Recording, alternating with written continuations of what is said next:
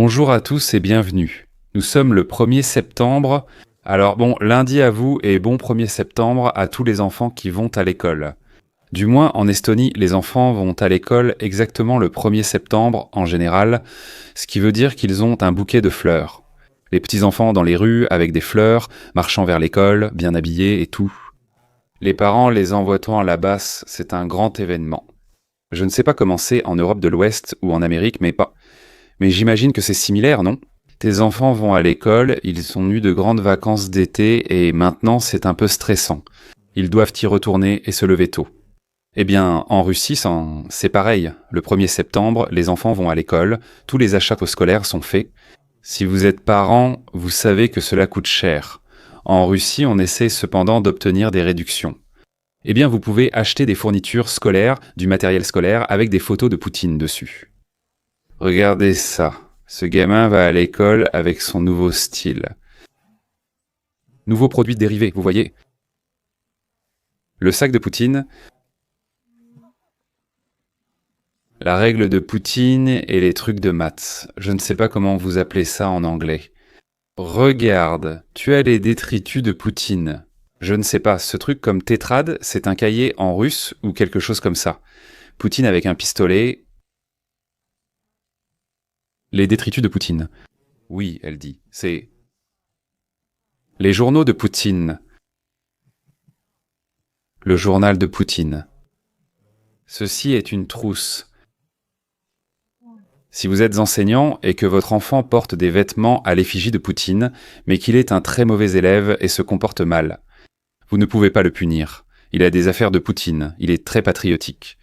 Dans une école russe, c'est plus important que les notes ou autre chose. Donc, ce gamin dit bien, ce gamin est prêt pour la vie. Avec ces produits et ce style, tu es prêt pour la vie. L'éducation gratuite est pour toi. Et en Russie, c'est gratuit. Mais quand même le grand sac à dos a un énorme visage de Poutine dessus. Oui, c'est amusant à voir, mais honnêtement, je veux dire quelque chose. Si votre enfant fréquente une école occidentale normale et agréable, il ressent sûrement un peu de stress, car j'en ai toujours eu et j'ai encore le stress scolaire. Quand c'est septembre maintenant et que le temps devient mauvais en Estonie, il va pleuvoir. Je vais au travail, j'ai l'impression d'aller à l'école. C'est un traumatisme mental de cette époque. Alors soyez gentils avec vos enfants. Envoyez-les à l'école, serrez-les dans vos bras, aimez-les, passez du temps avec eux. Parce qu'en Russie, c'est parfois avec ça qu'ils doivent aller à l'école, mais ce n'est pas tout de même. Parce que vous savez, en Amérique où vous avez des bus scolaires et tout ça, en Russie, certaines régions en ont, ailleurs les enfants doivent aller à l'école seuls. Parfois, les parents les essaient ou non. Ça peut être difficile. Mais maintenant, pendant l'invasion à grande échelle, lorsque l'Ukraine élimine les raffineries de pétrole russe, il y a des pénuries de carburant dans certaines régions. Et cela prend de plus en plus d'ampleur. Les zones où il n'y a pas de diesel s'étendent et la plupart des bus fonctionnent au diesel, donc il n'y a pas de bus scolaires. Comment les enfants iront-ils à l'école? En Russie, tu es enfant, anxieux à propos de l'école, c'est déjà assez dur. Ensuite, prends ta trousse et ton sac Poutine. Va attendre ton bus qui n'arrive pas parce que la raffinerie de pétrole a explosé. Merde, tu es né en Russie. C'est un mauvais départ. Donc, la vente d'essence à la population dans un autre district du district de Leninsky, dans la région autonome juive, reprendra la semaine prochaine. Oui, tu as bien entendu, la région autonome juive. C'est quoi? Oui, c'est bien ici, tout à l'est du pays. Si tu veux comprendre l'histoire de cette région, c'est très russe et impérialiste. Ils adorent les déportations et le nettoyage ethnique. C'est ainsi que cette région a obtenu son nom dans l'extrême-orient. Parce qu'ils ont été déplacés là-bas dans une seule zone à une certaine période. Mais oui, dans cette zone spécifique, aucune vente de carburant du tout. Annulation, impossible d'obtenir du carburant, les enfants ne peuvent pas aller à l'école, aucun bus ne circule. Et pourquoi tout cela? Eh bien, je suis content que vous ayez posé la question, parce que le 30 août, il y a 2 jours, 2 autres raffineries ont été détruites par des drones ukrainiens. Nous parlons de la raffinerie de Krasnodar, 11% de la production totale russe de produits pétroliers raffinés, et maintenant de la raffinerie de Syzron. Ces 2 raffineries ont déjà été frappées par le passé. Sisrand, je crois, plusieurs fois, car c'est l'une des principales raffineries de Russie. Eh bien, elles ont toutes deux brûlé. Il y a plein de vidéos à ce sujet, plein de beaux et jolis feux de barbecue à regarder pour nous. Et si l'on considère que Syzran représente 3% de toute la production de raffinage russe et que Krasnodar en représente 1%, on obtient 4% de la production totale anéantie en une seule nuit. Et ces nuits s'enchaînent. Il y a eu beaucoup de nuits comme ça en août, il y en a eu pas mal aussi en septembre. Vous comprenez donc pourquoi les régions russes subissent une crise et des pénuries de carburant. Je veux dire, certaines régions disent Ganton qu'elles ne donnent du carburant qu'aux bus et aux transports publics. Certaines régions n'ont pas du tout de diesel, donc même les bus scolaires ne peuvent pas circuler. Cela varie d'une région à l'autre, mais en général en Russie, chaque situation suit les mêmes règles. Plus vous êtes proche de Moscou et de Saint-Pétersbourg, plus vous avez de choses. Plus vous êtes éloigné, moins vous en avez. Par exemple, dans la région autonome juive, située à l'extrême-orient. Vous n'êtes rien car rien n'arrive. Votre priorité est la dernière. Et maintenant, bien sûr, puisqu'il n'y a pas de carburant dans certaines régions, les Russes veulent profiter de cette situation pour gagner de l'argent. C'est simplement comme ça que ça se passe.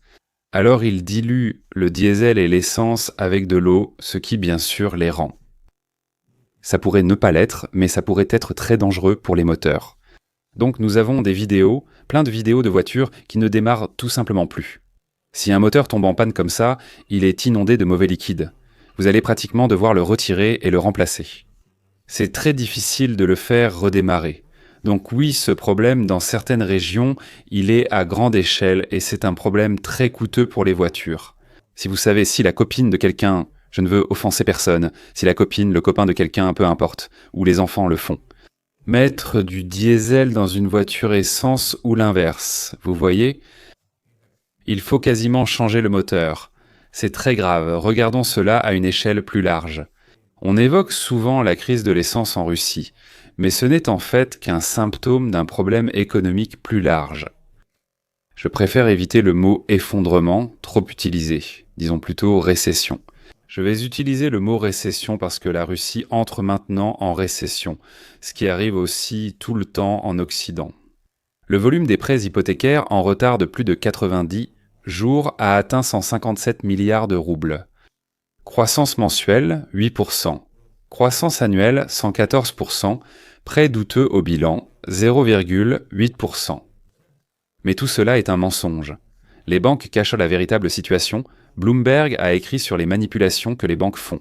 C'est vrai, regardez la ligne rouge. Vous pouvez voir, c'est l'augmentation des prêts qui sont devenus mauvais. Donc des gens qui ne paient pas leurs prêts immobiliers depuis plus de 3 mois. Vous êtes en Europe de l'Ouest ou en Amérique. Imaginez que vous ne payez pas votre prêt immobilier pendant plus de 3 mois ou 3 mois et plus. Que se passerait-il ? Il le ferait. Je ne sais pas comment vous appelez ça, saisie, prendre votre maison, prendre vos appartements, c'est comme ça que vous appelez ça. C'est juste que la banque en devient propriétaire, n'est-ce pas ? La banque possède votre bien immobilier à moins que vous ne remboursiez l'hypothèque. Si vous ne payez pas pendant 3 mois, ils peuvent le reprendre, c'est comme ça. Et vous serez sur la liste des personnes qui ne peuvent pas payer, sur la liste des dettes des personnes endettées. C'est une grande liste, c'est une mauvaise liste à laquelle appartenir. Donc cela augmente énormément en Russie. Vous pouvez voir la ligne rouge. Elle ne ment pas. Je veux dire, pourquoi cela diminuait-il aussi fortement après l'invasion à grande échelle ici ? Parce que la Russie a commencé à déverser de l'argent pour les membres des familles et les soldats, et tout le monde est lié à l'opération militaire. Ils remboursent les prêts, comme vous le voyez. Mais maintenant, ça augmente, donc ils ne payent même plus les hypothèques. Donc on peut s'attendre à ce que ces banques encaissent le choc parce qu'elles ne peuvent tout simplement pas. Leurs prêts deviennent mauvais. On se souvient tous de 2008, non. Mais là, c'est à petite échelle, seulement en Russie, pas mondiale. Et maintenant, je veux juste vous montrer encore une fois, c'est un autre symbole ou un symptôme de la récession russe. Il y en a beaucoup. Parcourons simplement quelques graphiques. Ces graphiques l'illustrent différemment pour que tous le comprennent de la même manière. Au final, la croissance annuelle de la Russie devrait ralentir après le pic lié à la guerre en 2023 et 2024. Je ne vais même pas dire « Oh, ça va s'effondrer, blabla ». Je crois que l'économie russe va s'effondrer. Je ne vais juste pas le dire comme ça parce que je pense que les gens sont déjà allergiques à ce genre de discours. parce que ça ne s'est pas produit pendant les 2 premières années de la guerre. En 2023, hausse de 41% et en 2024 de 43%. Et c'est ce qui arrive quand on balance de l'argent sur le problème. Même si vous jetez des billets de 1100 $ dans le feu va grandir parce que l'argent brûle. Le feu dégage de la chaleur, non, le feu devient plus grand, puis il s'éteint. Et vous pouvez voir 25 continuer à courir. Je qualifie cette croissance de 0,9% de fumée, comme nous l'aimons en ce moment jusqu'à présent. Mais l'inflation est de 20 ou 15, quelque chose comme ça, pour cent en Russie. Donc ce chiffre deviendra négatif d'ici l'année prochaine, et ensuite il chutera fortement. L'argent est épuisé, comme on peut le voir ces 2 dernières années, où il a augmenté de 4%. C'est à ce moment-là que l'argent a fait sa magie. Et finalement, ça s'épuise. C'est ce qui arrive quand on n'en a pas une réserve infinie, ce qui n'est clairement pas le cas de la Russie. Passons au graphique suivant. La Russie a augmenté les taux d'intérêt dans le but de maîtriser l'inflation. Le taux d'intérêt moyen est resté inchangé depuis le 24 octobre de l'année 24 octobre. C'est 21%, ce qui est énorme. Et maintenant, ils sont descendus à 20% puis à 18%, ce qui reste absolument énorme. Et pourtant, une année avec ce taux d'intérêt massif n'a toujours pas vraiment freiné l'inflation, ce qui vous donne une idée de l'état de leur économie. Un autre graphique concerne les dépenses russes. Voici les dépenses du gouvernement, et vous pouvez voir comment elles augmentent chaque trimestre. Elles ont énormément augmenté, de presque 1/3. Elles ont augmenté, mais les revenus ont baissé. Vous augmentez les dépenses d'1/3 et vos revenus baissent d'1/3. Vous survivrez tant que votre réserve de trésorerie dure. Le fonds de bien-être russe est censé servir au peuple, notamment pour les retraites. Mais bien sûr, Poutine s'en fiche, alors il le jette simplement au feu, pour entretenir les flammes. Et tu peux faire ça tant que tu as de l'argent. Et on arrive au point où il n'y a plus d'argent. Cela prendra du temps, la Russie est vaste.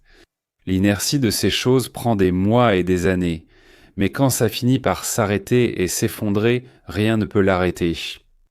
Je pense que c'est une bonne remarque pour faire une pause et en discuter, et les membres mensuels de Buy Me a Coffee, ce sont eux qui permettent à la chaîne de continuer. Et la dernière fois, j'avais quelques noms, mais cette fois, aucun problème. Nous avons de nombreux noms, des inscrits, et je prendrai mon temps. Thomas Sjöström, ça sonne nordique. Gordon Yuma, pour la 1000e fois. Bienvenue à nouveau, mes amis, et je sais qu'il m'a écrit.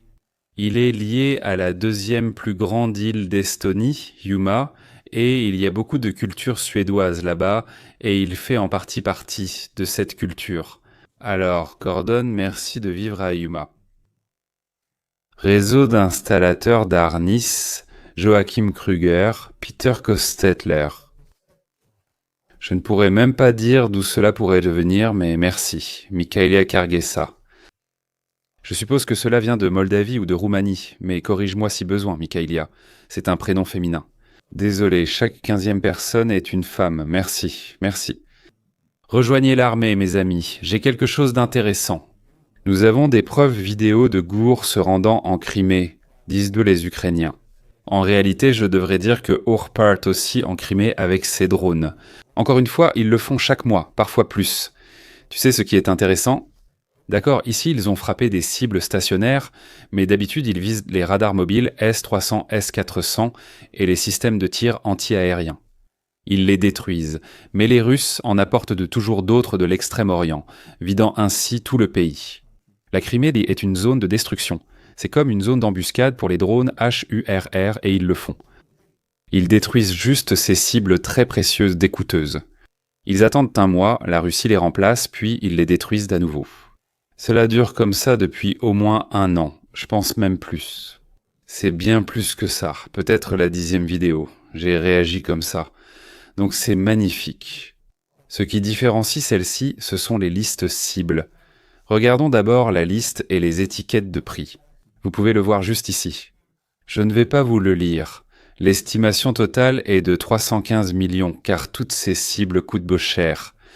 Donc c'est évidemment un dôme radar fixe. Un autre dôme radar fixe PT-70. Maintenant, je ne vais même pas faire semblant de connaître ce radar, mais vous n'avez pas besoin d'être un expert dans ce domaine. C'est un radar fixe, c'est important. Il suffit de le détruire. C'est tout ce que je sais.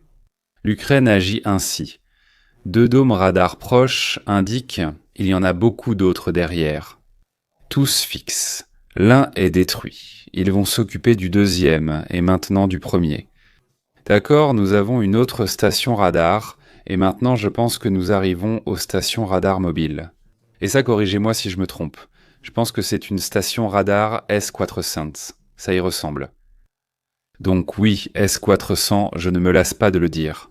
La Russie demande 1 milliard de dollars pour le prix d'exportation d'une batterie S-400. C'est tellement cher. L'Ukraine en a détruit une.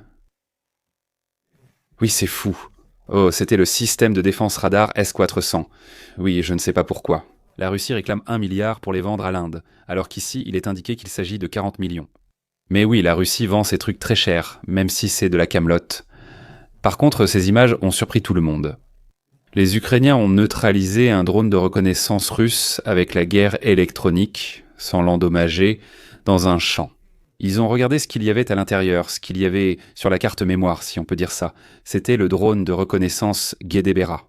Et ils ont trouvé cette séquence précise. Tu peux voir que tu trouves cette séquence, n'est-ce pas? Ce n'est pas la Russie, mes amis, c'est la Chine, comme le dit Trump. Ceci est une séquence de test provenant de l'usine où ce drone a été fabriqué, réalisée par le responsable du contrôle qualité qui vient de filmer cette séquence. Ils l'ont laissé et les Russes ne l'ont pas supprimé. C'est même un peu inquiétant. C'est un pur symbole que cette guerre continue à cause de la Chine. Sans cela, les Russes n'auraient non pas ce drone de reconnaissance. Ils ne pourraient même pas avoir leurs milliers et centaines de milliers de drones parce qu'ils sont tous fabriqués en Chine, avec des pièces chinoises. Et d'ailleurs, nous avons vu une rue, nous avons vu des voitures, nous avons vu un pont, nous avons vu des lanternes. Allons voir où cela a été fabriqué, car cela a été géolocalisé par des personnes bien plus compétentes que moi, et ils ont pu déterminer où cela a été fabriqué en se basant sur cette zone. Cette zone jaune que nous avons vue sur les images et ce bâtiment rouge juste ici où cela a été filmé. Donc cela doit être l'usine. Voici tous les endroits où cela aurait pu être filmé, les différentes pièces. La caméra, c'est le modèle A40 Pro fabriqué par ViewPro. Selon le site web du fabricant, la production est située à Shenzhen dans le parc scientifique Etoking, district de Nanchang. Les images ont été prises ici. Bien que l'adresse indiquée sur le site web ne s'affiche pas correctement sur Google Maps, après l'avoir traduite en chinois et vérifiée via Baidu, nous avons confirmé la géolocalisation avec une certitude de 100%. Waouh, ces gars-là sont sûrs d'eux, ça me rassure. Nous savons où cela a été fait, nous savons dans quel bâtiment cela s'était fabriqué. La Chine est impliquée dans cette guerre. Ils ne veulent pas que les gens sachent, je veux dire, que les gens en sachent le moins possible. La Chine est d'accord avec ça. Ils gagnent des milliards grâce à cette guerre. Et la Russie ne pourrait pas mener cette guerre offensivement sans la Chine. Il pourrait la mener de façon défensive, mais pas offensive. Mais maintenant, mes amis, tout le monde parle du missile flamand rose ukrainien. Nous avons vu beaucoup d'images. Tout le monde connaît déjà les spécifications de ce missile, il a été beaucoup vu. Mais maintenant, pour la première fois, sa première utilisation sur le champ de bataille. Et c'est impressionnant. Ceci est un radeau FSP, je veux dire, c'est un aéroglisseur. S'il peut aller sur terre, il peut aller sur l'eau et sur la glace. C'est comme s'il flottait d'une certaine manière à cause de la pression de l'air. 6 d'entre eux ont été détruits. Regardez ça. La première utilisation connue publiquement du missile de croisière Flamingo en combat a été signalée contre des cibles russes en Crimée, près d'Armiansk. La frappe a touché un avant-poste du FSP et des aéroglisseurs de patrouille. L'attaque a eu lieu tôt le 30 août lorsqu'une salve de missiles Flamingo a frappé des objectifs dans le nord de la Crimée. La vidéo de ce lanceur Flamingo visant des cibles en Crimée a été publiée aujourd'hui. Je veux regarder la vidéo avec vous, mes amis. Qu'en dites-vous? Regardez 3 lanceurs, non? On voit l'allumage des 3 lanceurs et... Feu, envolez-vous, oiseaux. Les flamants sont libres. Voici le propulseur. Et ici, vous pouvez voir le propulseur se détacher. Il a atteint l'altitude et la vitesse souhaitée et il éjecte le propulseur. Il tombe au sol et le missile est... L'oiseau est libre de partir, Flamingo est libre de partir. J'aimerais qu'il les peigne en rose. S'il vous plaît, Ukrainiens, faites-le. Je dois organiser une collecte pour acheter de la peinture rose. Ils doivent être roses. Je veux dire, imaginez comme ce serait beau si les Russes trouvaient eux des morceaux de missiles flamands roses sur l'épicentre de l'explosion. Ce serait vraiment incroyable pour nous. J'espère vraiment qu'ils le feront. Oui, c'est bien la première utilisation sur le champ de bataille. 6 aéroglisseurs de patrouille auraient été endommagés et au moins un militaire tué. Le type précis de navire concerné n'a pas été révélé.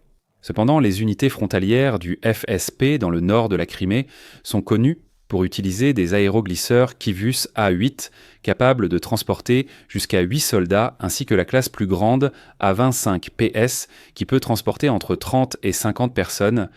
Donc oui, 6 d'entre eux ont été mis knock-out, j'adore ça. Maintenant, mes amis, téléportons-nous en Finlande parce que la Finlande ne plaisante pas. Ils ne l'ont jamais fait. Depuis la guerre d'hiver et la guerre de continuation, ils ne plaisantaient pas, tant pas. Au fait, un fait historique étrange pour vous est que l'Estonie et la Finlande avaient toutes deux des hommes forts comme présidents à l'époque. L'Estonie avait en fait un dictateur à l'époque, Konstantin Päts, qui avait peur de la Russie. L'Estonie avait des chars et des sous-marins à cette époque, lorsque Päts a permis à Staline d'installer des bases en Estonie. Il a, en gros, livré le pays. Maintenant, le président finlandais a fait la même chose, mais le Parlement a dit « Non, va te faire voir, nous allons faire la guerre ». Le processus démocratique a gagné. C'est pourquoi la Finlande a sauvé son indépendance.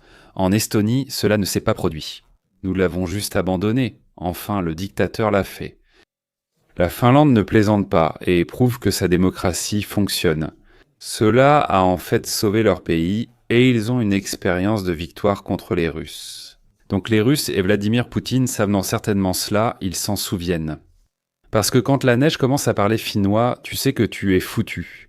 Le gouvernement finlandais prévoit d'augmenter ses réserves de 125 000 soldats à plus d'1 million d'ici 2031 selon une nouvelle proposition qui vient d'être présentée au Parlement. Si la loi est adoptée, la Finlande aura la deuxième plus grande armée d'Europe en temps de guerre, après la Russie. Un soldat finlandais n'est pas comparable à un Russe au même niveau. Je parle des statistiques de la guerre d'hiver.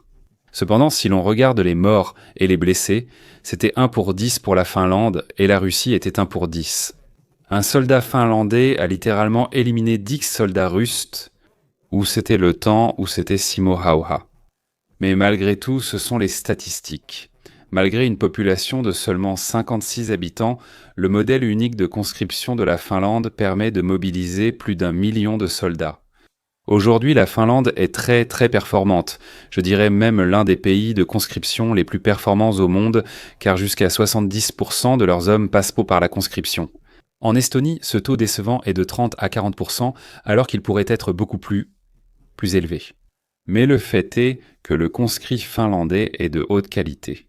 Ce n'est pas comme certains, je ne veux pas généraliser, mais certains pays africains militarisés. Où Wagner contrôle le Soudan, où tout le monde est forcé sous la menace d'une arme. La formation est si minimale, ce sont juste des sacs de viande, pas en Finlande. Ceux qui recrutent ces types, ils peuvent se battre, ils sont motivés, ils aiment leur pays et leur culture, et ils détestent les Russes. En attendant, pendant que l'Ukraine bombarde les raffineries de pétrole russe et relâche des oiseaux, des flamants roses, des oiseaux roses en Crimée, détruisant des aéroglisseurs.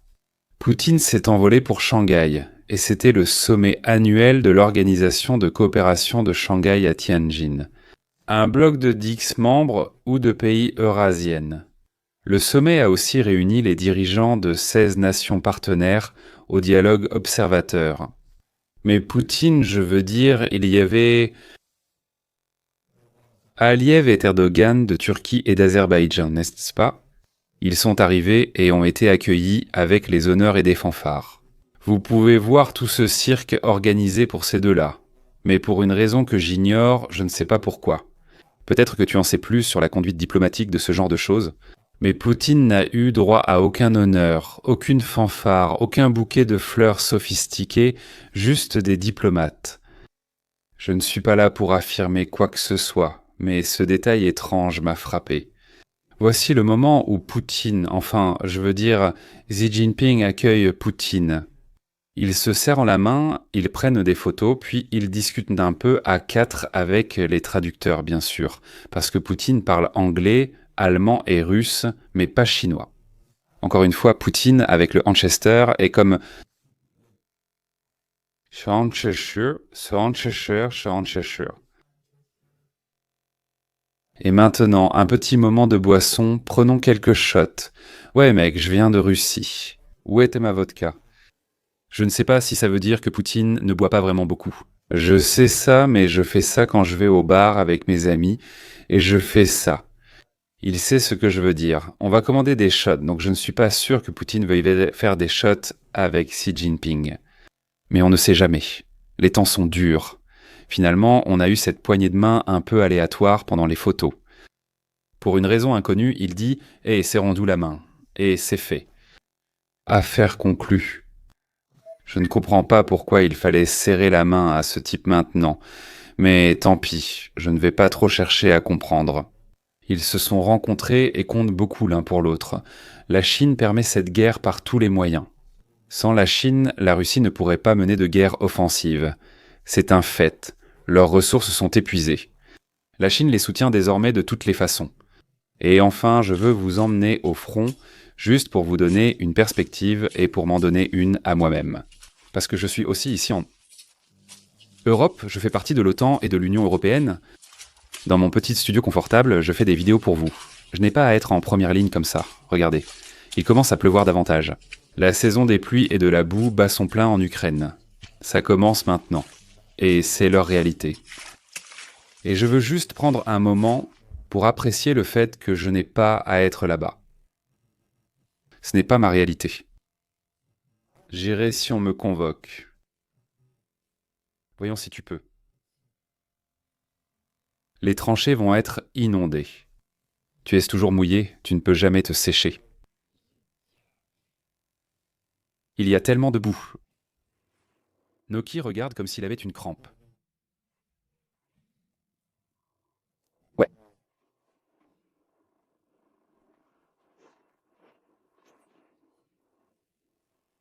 Nous pouvons être reconnaissants que ce ne soit ni toi ni moi.